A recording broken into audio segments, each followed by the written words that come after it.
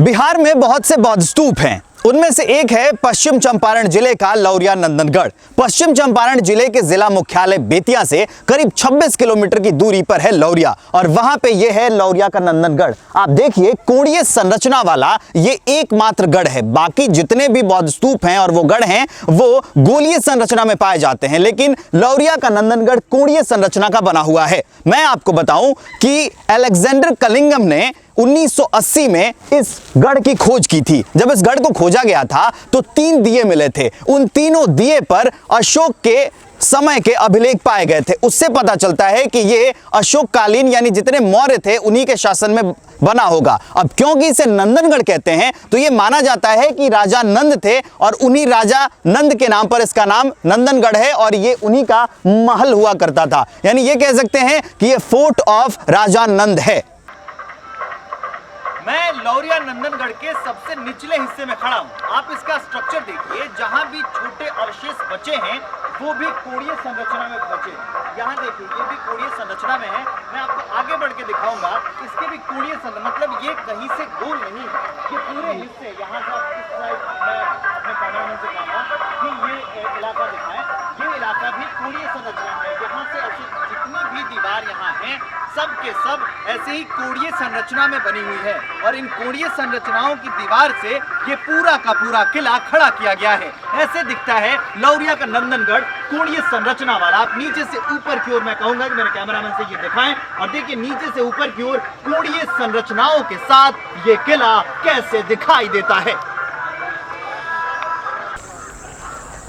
इस बौद्ध स्तूप की लंबे समय तक खुदाई चली है। 1935-36 से लेकर 1942 तक इस बौद्ध स्तूप की खुदाई हुई है। इतिहासकार स्मिथ मानते हैं कि यह अस्थि स्तूप है क्योंकि जब इसकी खुदाई हो रही थी तो इसके अंदर से कुछ अस्थियां और राख मिले हैं, जबकि इतिहासकार ब्लाच का मानना है कि ये एक किला है। जब इसकी खुदाई हुई तो सोने के पत्थर पर देवी की मूर्ति मिली थी। जैसी मूर्ति यहाँ मिली है ठीक वैसे ही बस्ती के पिपरवा में एक मूर्ति वहां भी मिली है। ये बौद्ध स्तूप धीरे धीरे डिग्रेड होता जा रहा है, लेकिन इसके बारे में बिहार की किताबों में बहुत कम लिखा गया है। लेकिन ये बौद्ध स्तूप है जिससे अभी भी बहुत से अवशेष प्राप्त होते रहते हैं। तो हमें यहाँ कुछ बच्चे मिले। हम इन बच्चों से जानते हैं कि आखिर इनके इलाके में ये बौद्ध स्तूप पाया तो जाता है, लेकिन उसके बारे में ये कितना जानते हैं। या तो इन्होंने किताबों में पढ़ा होगा और इनकी उम्र काफी कम है तो ऑब्वियस सी बात है किताबों में तो उतना कुछ नहीं पढ़ा होगा क्योंकि किताबों में बहुत ज्यादा लिखा नहीं गया है। लेकिन इन्होंने अपने दादी, दादा या परदादा या चाचा से कुछ सुना होगा तो उनसे पूछते हैं कि ये यहाँ रहते हैं, यहाँ के स्थानीय बच्चे हैं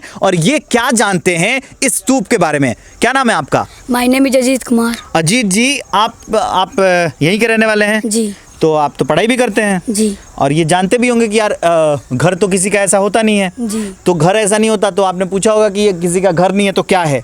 जी। तो क्या बताया गया आपको, क्या है, क्या जानते हैं इसके बारे में? इसके बारे में हम लोग जानते हैं, मेरे दादी दादा बताए हैं लोग कि पहले इसमें खुदाई हुई तो सोना मिली, पत्थर मिली तो सरकार लेके चले गए। अच्छा, सरकार लेके चले गए। हाँ। मतलब वो पुरातात्विक विभाग जो लोग आते हैं वो वहाँ के लोग लेके चले गए। बस ये। हाँ। और इसका नाम आपको क्या बताया गया? नंदनगढ़। नाम मतलब सही बताया जाता है। और किताबों में तो अभी आपने नहीं पढ़ा होगा? नहीं। अच्छा, और यहाँ जैसे 1 जनवरी जो भी कुछ होता है, हाँ जी, तो वहाँ कुछ होता है क्या? हाँ जी, बहुत भीड़ लगता है। बहुत भीड़ लगती है, लोग आते हैं छुट्टियाँ मनाने। 1 जनवरी जी। 1 जनवरी। आप बताइए क्या कह रहे थे आप? यहाँ पर 1 जनवरी को बहुत सारे लोग आते हैं, पिकनिक मनाते हैं, चारों बगल भीड़ लगता है और उस दिन गेट पर आकर पुलिस रहते हैं लोग और पटापट निकलता है।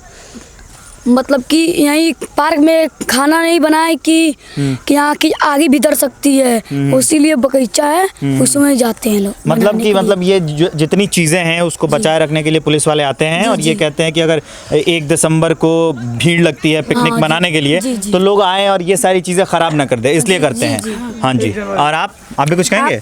नंदनगढ़ में सोने के मुकुट मिला है। अच्छा। सरकार लेकर चल गया है। चाइनी डाया है, खुदाई हुआ है मुकुट पर। अच्छा, उस साइड में खुदाई हुई थी। ठीक। क्या भाई, खाना नहीं बना दिया है सरकार? हाँ, खाना तो यहाँ नहीं बना सकता क्योंकि आग लग जाएगी तो जो कुछ भी बचा वो भी। अच्छा, कितनी बार आग लग चुकी है? चलो ठीक है, आपको भी कुछ? हाँ, यहाँ पे आग कोको बार लग चुका है। अच्छा, नाम नहीं बताया आपने। आपका नाम क्या था? धीरज कुमार। धीरज। और आपका? सचिन कुमार। सचिन। और आप?